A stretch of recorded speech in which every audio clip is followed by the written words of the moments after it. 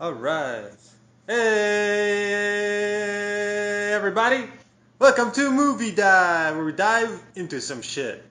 I'm, as always, Mike, also known as Huffman. I'm Sierra Madre, and today we're going to be talking about Independence Day Resurgence. Is that the name of the movie? Well, yeah, research. Is it? Of Is it? course it is. Is it Resurrection? It should. It should have Is been. it It could have been any of those. Repeat? I forget. The subtitle is meaningless. No, the subtitle's everything. No. Otherwise, why do it? Good question. Why? Why indeed? Why did they do this It movie? could just be Independence Day 2, but they don't want to do that. They want to act like they're special. So it's Independence Day I'll tell you why they did it. Resurgence. Because everybody wants to get paid. And a lot of these actors who haven't worked since the last Independence Day, it should have been called Paycheck Day, Payday, Uh, Payday Resurgence. oh man, that's So the movie starts off 20 years later, after the original Independence Day, in an alternate reality where an alien attack from 1996 ends up bringing humanity together. So now we have an international coalition making awesome technology with all the new alien tech that they found from the invasion of the original movie. I thought that was interesting too. That it's just been 20 years, but this introduction of alien technology, not only were they able to study it and understand it, but they were able to use it and help it, it helped develop their society. Because if you remember the old movie, the entire world, at least the major parts of the world, were destroyed. So the fact that they managed to get an industry together and be able to study these things, I'm wondering where the scientists were. That's all I'm saying. The scientists must not have been in the major cities. The scientists must have been in their bunkers or in the Dakotas because, like, how else did these people survive to be able to study this stuff Humanity perseveres. We gotta live on. and We push gotta the. survive. We don't go quietly into the night. I think right off the bat, one of the first things that bothered me is how selective the technological advances are because we have hovercrafts, anti-gravity shield, or not shields, ships, but also shields. We also have We also energy have shields. shields. We have space travel that's almost instant communication, but people still use gas-powered cars. All the school buses run on gas. No, The I mean that high tech stuff was just for the fancy people, not uh, for us regular folks who still run yeah, we still run on shit. on gasoline. We have all this technology to revolutionize everything, and we used it to make like the biggest screen TVs that they have that they show in this movie, and all the super lasers. But yeah, just can't get a boat that doesn't need water. Anyways, it's kind of The very selective in the way that they used the premise of the old movies. Speaking on the international aspect of this movie, which I liked a lot because the first one, of course, very American centric. America comes in to save the day for everyone.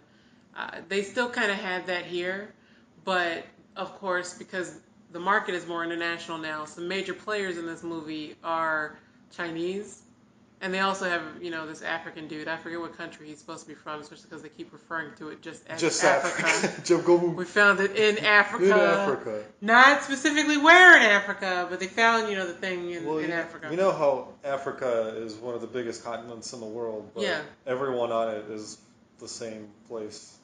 it's all the same Yeah, place, exactly. according to Jeff Goldblum. That guy was So pretty badass though too. he was The amazing. so there's this African warlord that Jeff Goldblum befriends. This African warlord apparently, we're told that this African warlord led a coalition of a bunch of armies in X country in Africa to fight the aliens on the ground that he apparently carved up with his sword. Yeah, you gotta get him from behind. So That's yeah, what old this old movie did. badass. Yeah, Well, he's not that old. well, older. He's I'm trying to certainly figure not out the. how old. I thought he might have been like younger when the aliens invaded. I thought he might have been preteen or a child or something. I don't know his storyline, but anyway, He is probably the most interesting character that they've introduced, he is the most interesting character they introduced which because he's the is only one who seems to have some sort of backstory and motivation and badassery. Just, nonstop badassery. I mean, he had those tattoos for every alien that he's killed. He decoded their language. Yeah, totally. Very, very useful human that they don't feature nearly enough. But anyway, the other international characters are Chinese, and I think we all know why they're Chinese. Gotta sell them in China. Gotta sell this movie in China, and I'm willing to bet. I was when they first introduced the guy, the main commander whose niece ends up being a fighter pilot who comes in out of nowhere for China. When they introduced him and he started speaking Mandarin, I think it was Mandarin he was speaking. I immediately tell the difference. I think they said it was, but I don't remember. All right. But anyway, so he's speaking Mandarin, and as soon as he comes in, I was thinking of the trailer that they were probably playing in China, where these two characters are the only characters. Yeah, they're the only characters. These two characters are the featured characters. But don't let that fool you, because their extent of participation in this movie is speak a line of Chinese and then look Chinese while everyone else does stuff around them. Well, that's the extent. That's the extent in our version. Who knows what's playing in China right now? Oh, you think they have a different cut in China? I'm willing to bet that they get at least like 10 more minutes. Maybe. You never know. It was really weird. Like it's. I get that China's putting in like a lot. Like I'm sure the Chinese movie industry would probably have contributed to their budget in this one, but it was almost. I mean, it wasn't almost. It was just pandering. I mean, they were literally like, here's Chinese flag, here's Chinese person 1, Chinese person 2. They get 1 to 2 lines of dialogue and like really like just kind of smarmy looking scenes. That's how they do it now. And then nothing. They had no participation or personal motivation outside of just, hey, like, we're here. But that's the same for pretty much every character in this movie. The thing that was great about the first Independence Day is that you're introduced to these people and they're just brimming over with charisma. Just, every person in that movie was just bright and shiny, their own personal person actor. And you get to see them in their regular life and see what their motivations are in their regular life. For example, Will Smith's character always wanted to go into space, was dying to go into space, and he was also in love with this woman who happened to be a stripper, and they had a little boy. She had a little boy, and they were living together, and they had their life. And then you have Jeff Goldblum's character, who is this kind of quirky dude who, I don't know, installed cable at some point, but was a really cool guy and really smart and really intelligent. And he had this ex-wife who happened to work with the president, and that's how he gets in there. And his father and him are, I don't know, your typical New York neurotic. And so you get the comic relief there. And everybody has their own thing. I mean, not necessarily the president so much, but he's busy being the president. But everybody has their own motivations and fears and whatever. You don't really get, like, I think, like, what's his name? What are their last names? The brothers, the Hutchinson. Is it Hutchinson? Hutchinson? Oh, no, What's his name? Shit. I know who you mean. Liam Hemsworth. Hemsworth. The Hemsworth. One of the Hemsworths. Hemsworth twins, yeah. Brothers, not twins. But anyway, one of the Hemsworths, he's in this movie. His motivation is that he wants to be the top dog. He wants to be the best that ever did it. But you don't get to be the best that ever did it by being a regular dude. You have to be a legacy. You have to be, royalty, like Will Smith's stepson, No, it's not his character. It's his son, right? Yeah, it's. Well, he adopted him. Yeah. Oh, is that what that is? Yeah. Yeah. Do you not remember the first movie at all? I don't remember the adoption. I don't remember the adoption subplot. The subplot it's Vivica Fox's kid. It's Vivica Fox's natural son. It's Vivica Fox's natural son, his adopted son. So you don't really get to see who these people are and what they want even out of life. Mm-hmm. All you get to see them in is the context of, we fought these aliens, 20 years ago, and here they are to come back. We got to fight them again. But you don't really get these quiet moments with them or anything, to see who they are as people or see what their problems are, any of them. I think the major difference between the movies, I mean, outside of the fact that this one is just like kind of poor in terms of like just pacing and structure. But one of the things that the first movie didn't do is take their characters for granted, and this one just kind of like assumes that we already give a shit. Yeah. And we really don't like the movie doesn't really give us a reason to. Yeah. Like, these characters sort of come up, and as soon as they're given like any amount of banter, we already know that these are going to be like the major characters or the major participants in the plot. But again, like no reason other than the fact that they're here and they're some of them are big names and some of them aren't. But they're not really fighting for anything other than the fact that they're supposed to. Yeah, they're human, and you gotta stay alive. Stay Yeah. alive, right? But no one is looking for any kind of validation, or no one is looking. There's no goals to be met. I mean, the great thing about the first movie is, okay, you have little things. It doesn't even have to be a big thing. It has to be Will Smith fell in love with a woman. He obviously wants to go find her. He also has this lifelong dream of going into space. And of course, his friend was killed, by these aliens. So he's got a lot of motivations. Jeff Goldblum's character, bleeding heart, wants the best for the world, wants to save the planet. He recycles. No one recycles, in 96 at least. Yeah. No one recycles. He recycles. He wants to save the planet. It's deep in his bones, Even the guy who got abducted, quote unquote, got abducted by aliens with his 3 kids who might not be his kids. I don't know exactly what that situation was. He had these kids that he wanted to look out for, but he had been, pretty much failing his entire life. I think he was an alcoholic. He had this thing, he might have been mentally off in some way. And he supposedly got abducted by aliens. So he has this thing where I got to go fight the aliens because I remember getting abducted by them. And also I have to prove myself and do something for my kids. They all had these great, motivations. And I think the only one that they had here was Liam Hemsworth's character, wanted to be the best, and his parents got killed. So a bunch of their parents got killed. I mean, you don't really feel it. It's kind of like, well, it happens off screen. Yeah, like we don't really even see it. You don't really even the couple of scenes that we do see where it's like we see Vivica Fox makes a cameo right in the beginning. Yeah. Where she's like hanging out at the hospital. She has like 1 or 2 lines. She actually like gets killed on camera or on screen, I guess, not on camera. So it's all CG, but she falls into some rubble, and her son is like, no, and that's it. And like he never really like, maybe there's like one scene I think where he's just kind of like melancholy looking, but again, like he doesn't really say what she meant to him. Nothing. Like we're missing like all these pieces of what makes these characters unique or interesting or why they're fighting for it at all. They're just kind of going because that's what they're supposed to do. Yeah. A lot of characters are brought back from the original because they were there before. Again, because I guess money's tough. You got to get paid.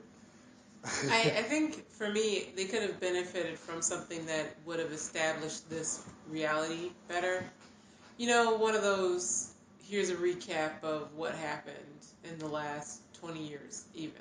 Yeah. But, I mean, the runtime on this was so long, I don't even know what else they could have done with that. I think it was shorter, I believe. It was only 2 hours. Oh, it felt like it was going on forever. You told me when we were coming out that it felt long and you felt bored. I was bored. It's just like your typical disaster movie. Nothing else really in it because, I mean, you forget how well the people in the last one, they were shining. They had little moments that were just really great.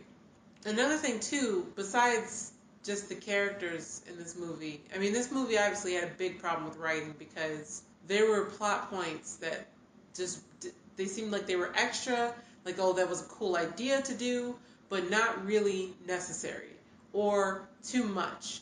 Like, they have this bit where this object comes out from a wormhole, first thing, and they start shooting at it because they figure, oh, this is, aliens coming to, get us again. We better kill them first before they kill us. Great idea, right? Because they came all the way out of our wormhole and we can kill them really easy.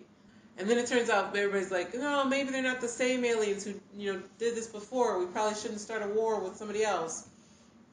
And then come to find out they bring in another completely different alien race that's supposed to come and save them for some reason, but then ends up not really doing anything in this movie, but maybe they'll do something in this sequel that probably is going to come out in 2 years. Yeah, it felt a lot like they were writing this movie as they were shooting it, and it was like the first one really felt like it was planned. You know, like there's a consistency, there's like a general set of rules that the world follows. And here it's like it's really weird. I mean, there's like okay, so the Earth, right, in the movie gets attacked by a spaceship that's the size of the Atlantic Ocean, right? So Yeah, it's drilling in the I forget how middle. large they said it was, but it was many thousands of miles Yeah, they said it was like wide or something. 3,000 miles That's what I across or thought they something. said 3,000 miles, which 3,000 miles to me reads like, what is that, half of, how far is America across? 6,000 I think miles? that's about America across. Really? Maybe. I didn't do so well with geography. It wasn't. It was some number. It was some I think it was 3,000 miles. So for large me, number. 3,000 miles doesn't sound as large as this ship looked. This ship looked like it was covering half of North America and half of, Europe too. Like It it was wasn't. like It wasn't consistent. It it didn't feel was it consistent. was Yeah. covering the whole top of the planet. It didn't make sense to me that the whole planet didn't just get destroyed as the ship enters Was the entering the atmosphere. atmosphere, yeah. There's like a scene where it's entering the atmosphere and a bunch of like buildings are flying up because this thing is like so huge that it has its own like gravitational field. Yeah. But at the same time that it's flying in, we also have a ship filled with Jeff Goldblum and a bunch of other heroes of the Filled with movie. Jeff Goldblum. And it's like flying next to the ship and all these buildings are getting sucked up into it, but the Jeff Goldblum pod is just kind of cruising. Just look at all these ships. Like they feel like they're totally immune to everything that's going on around them. Yeah. And it's just and there's like a bunch of weird like idiosyncrasies like this. Like some places get totally demolished because the ship flew next to them, and then some places are like totally fine. Like how was the Eiffel Tower totally Yeah, the end okay of the movie, being the right Eiffel under the ship? Tower is right there I underneath don't the know. ship, and it's fine. Yeah, it's okay.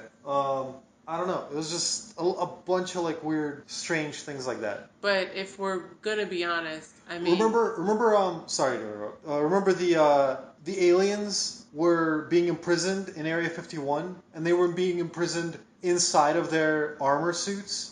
That they a long time ago figured out these were their armor suits, and they're like a lot more fragile without them. Why did they let them keep the suits? I don't know.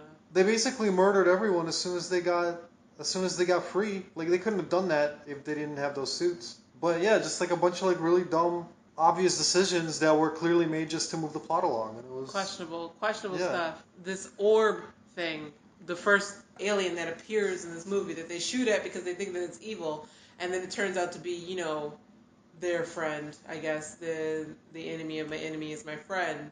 It's only there almost kind of red herringly. It's kind of it's the thing that the aliens are chasing, and then they can do a decoy with it. So it's basically just this thing that's so that stuff can happen. Yep. It doesn't really provide any new information. It doesn't really provide any kind of new idea for where they're going to go with this story.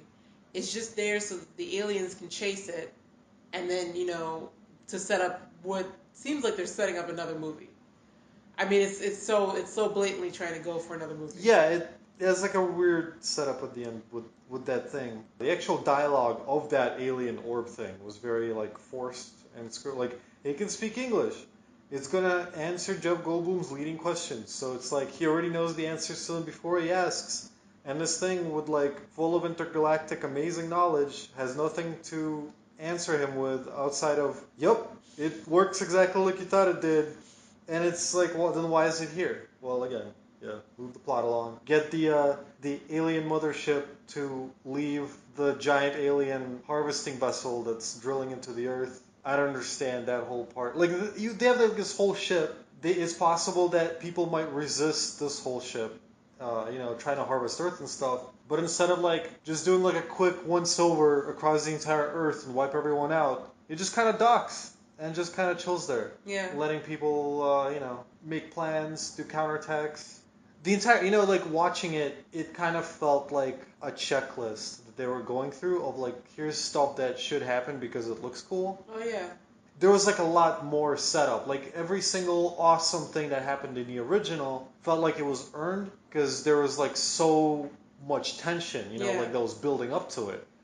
And in this one, there's just no tension. It's just, here's an alien coming up. Yep, now it's sailing into the Earth. Yep, now it's raising all these buildings. Buildings look cool. We can animate them That's the falling thing down. too. It seemed more. It was nice looking. Mhm. They did do a different thing with how they destroy the buildings.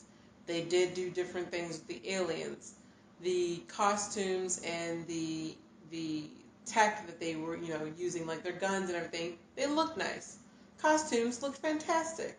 Everything looked great, but the basic stuff, we don't mind if we have to watch them, watch a puppet that can barely move, as long as the tension around that puppet seems real. But I'm not really, I'm not scared of these aliens whipping out really fast with their tentacles flying all around the place, whipping around really fast. If there's no real tension there, If the African dude like slid under it and just stabbed him in the back, like what's the deal? Just well, fight him he's like trained for everyone else. years. He's trained for years to do that sliding Yeah, but thing. it's not like he did anything smart. Like it looked like an obvious maneuver. Yeah, like slide under it. Like apparently the alien is too slow to react to like a Well, dude running that's at it that's real and cute that dropping you to the say that ground. it's obvious because everybody keeps just shooting at it. Yeah. So maybe if you had trained in, Africa, you would know how to slide underneath an alien and stab it in the back because apparently that's a Alright. really rare skill that only he knows. We had 20 years to study their technology and tactics, but this African warlord figured out that you just stab them in the back, and then no one else did.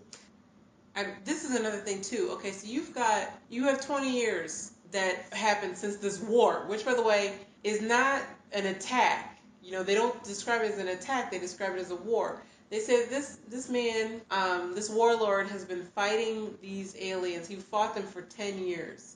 Yeah. They had spent so much time around them that they had developed like really strong psychic links with these aliens. Why was it just in this place? Like, how many other places did this happen in?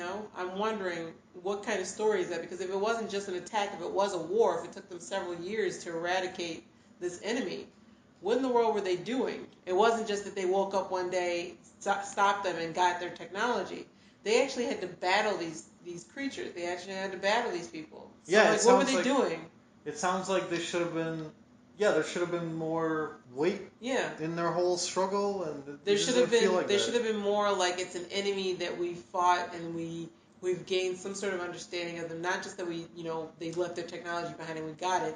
That it was an actual war. That they actually had to battle them. I mean, you only really get that with that guy, and that the understanding of their language and the psychic link and the fact that he knows how to fight them, and you don't really get that with anybody else, which is weird to me. You get this thing where, like, okay, they just rebuilt their world and they built up a space station. Were they fighting these people? Were they fighting these aliens in the cities of America? Did they eradicate them faster? I don't know. When the world happened? Well, we never really see. I don't know. I mean, the first one also had that problem where we only see like the American side of everything, and this is kind of still true here. We just we see the Americans, and they're mostly handling everything. It's not that it's like terrible by itself. It's just that even dealing with just Americans, we're already again it just takes it for granted that we already care because we've cared before, so it should be easy to do it again. My another gripe I had was just basic editing. There's a lot of like really weird shots that ended too abruptly, or I think there was like one shot at the end where it's just supposed to be like a huge emotional like payoff where everyone is just kind of like, "Yay, we beat the aliens," and then you just see like a very flat like shot of like all the Oh actors yeah, separately, and it's like they're not even in the same room together, yeah. and it just made like a really weird grins off into the distance. And then the scientist dude who we thought, what was his name? I don't know. Played Data in Star Trek. That Yeah. dude apparently survived being strangled and having his neck broken from the first one. Comes alive in this one. He's still the kooky dude. He's hanging around with the giant friendly alien orb, and he's like, "Oh my god, this alien orb can let us travel intergalactically." And everyone's just like, "Whoa!" And then roll credits, and that was it. That was the entire payoff. Well, because you know that that's setting it up for the sequel. That's all it is. Uh, That's all it is. My thing was I remember sitting there with Bill Pullman when he goes into the thing with the bomb. Mm-hmm.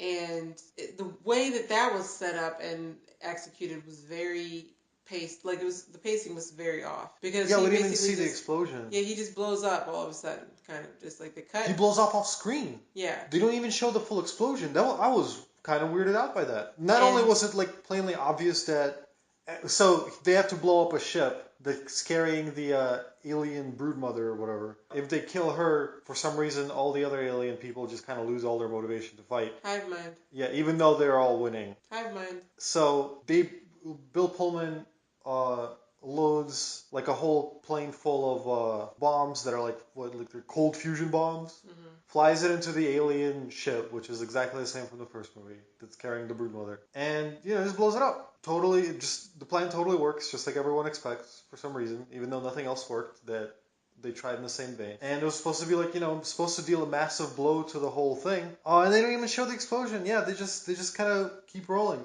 And it's like super obvious that something else is gonna happen right now because again, like otherwise you'd linger on how awesome the explosion is.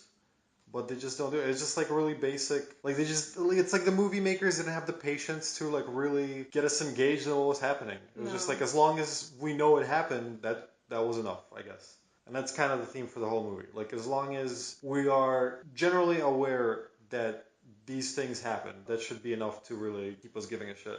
Well, I mean, we paid our money, didn't we? Well, you paid your money for your ticket, and now you gotta watch it. And yep. maybe, just maybe, you'll get fooled again in 2 years, and you'll come and watch the sequel. Well, we are because we review them. So yeah, not good impressions overall. I think it was a disappointing movie. I don't think it was as insulting to watch as X-Men Apocalypse, but I feel like it was totally underwhelming. Insulting?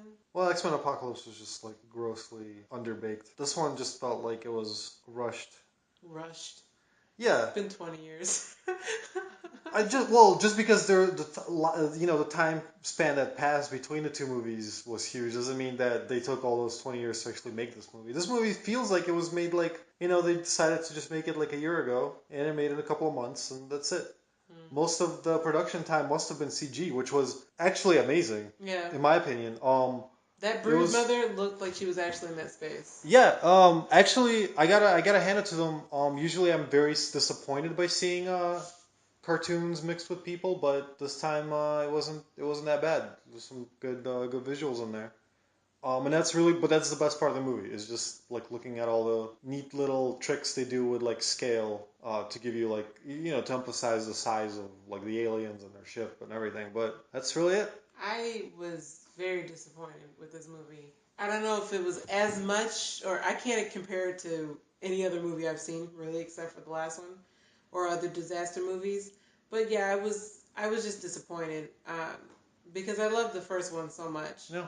That the first movie still holds up in terms of the story and everything. You still believe that it's happening, but then they come and they take it to this and they just make it a disaster space movie.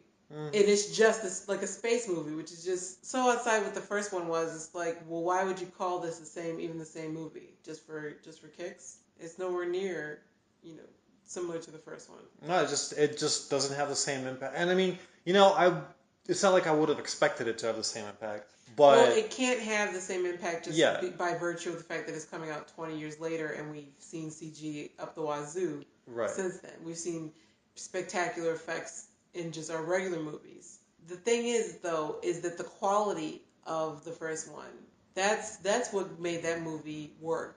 Yes, it was great that you could see the White House and all these other monuments being, I don't know if you call it exploded, imploded, whatever, by this laser thing. How great an effect that was. Yeah, that was fantastic. But the great thing about those movies were the people and how they related those people together to this catastrophic event happening. This movie just takes it and they're just like, okay, we're in the future. The future's really great. It's like a space movie. We're hanging out in space. Isn't that cool? And these people, aren't some of them attractive? Isn't that great? Like, it's not really like they're actual real people with real problems or anything like that who are benefiting really from this. Whatever happens in this movie. So I did not enjoy. Yeah, I can't say that I enjoyed it either. Would not recommend 0 out of 0 stars. Guys, very disappointing.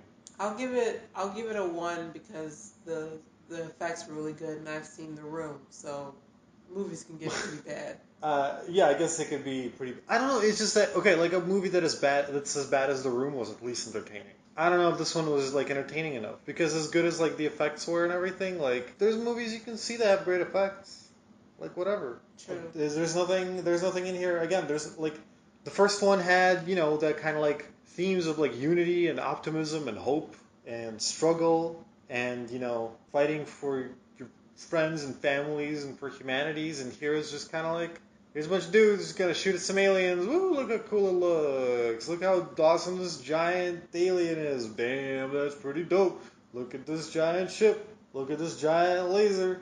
Look at Jeff Goldblum doing some Jeff Goldblum funny stuff, which not even enough. I know, it's crazy. There was a he lot of wasn't like even like full Jeff Goldblum. yeah, he was like just kind of mailing it in, and like Jeff Goldblum was a lovable dude, and he does good work, but he had an arc. He had an arc in the other one. He doesn't. There's no character that has an arc in this one. It's just kind of like them saying lines and I exploding love that aliens. you said mailing it in. Yeah. It was so bad he couldn't even be bothered to phone it in. He just stuck a friggin' stamp on that shit and sent it on. Yep. Sent it on its way. Absolutely. Yeah, because it was That's just. how out of character his performance was in this movie. Well, I wouldn't even say out of character, but it's just like there was no dimension to it. It was just kind of like Jeff Goldblum, and I'm not gonna imitate Jeff Goldblum. That would be insulting. It wasn't it wasn't quirky. It wasn't. He didn't stammer at all. I'm very lost. Yeah. I don't even. It might have just been a man with a Jeff Goldblum face. I wasn't even sure why he was hanging out with all the new characters. They were just all kind of there, and he hooked up with them just because. What was like Liam Hemsworth was the dude that was positioned on the moon as some kind of like worker pilot. How does he know Jeff Goldblum? Yeah, how does he know Jeff Goldblum? But he kind of does. He doesn't just know him. He flies to Earth to basically give Jeff Goldblum a ride back to the moon. I think unasked too. I think he saw him on the thing and he was like, "Yep, well, I gotta go do this now. I gotta go pick him up." But they're so already buddy. Like yeah. I don't understand where that character even came from or how they know each other. At least there was some like semblance of like a history between Liam Hemsworth's characters and the dude who played Will Smith's future son. It would have made more sense honestly if they had just gotten rid of Liam Hemsworth's character. Too. They could have gotten rid of a lot of these characters. I mean, we haven't even discussed all the characters in here. Yeah. Because some of them were just. I mean, they're there Liam and they're there for a while. Liam Hemsworth is just there to just like be the star of the movie. He's not there. Yeah. Like, there's no reason why it would have made more sense if Vivica Fox's son, what's his name, Captain Hubbard. God, I don't remember any other names. Captain Hubbard. I can't even help you. If it had just been him, and if somehow raised under the same conditions as the president's daughter, they had gotten together or something like that. Mm-hmm. That would have made more sense to me.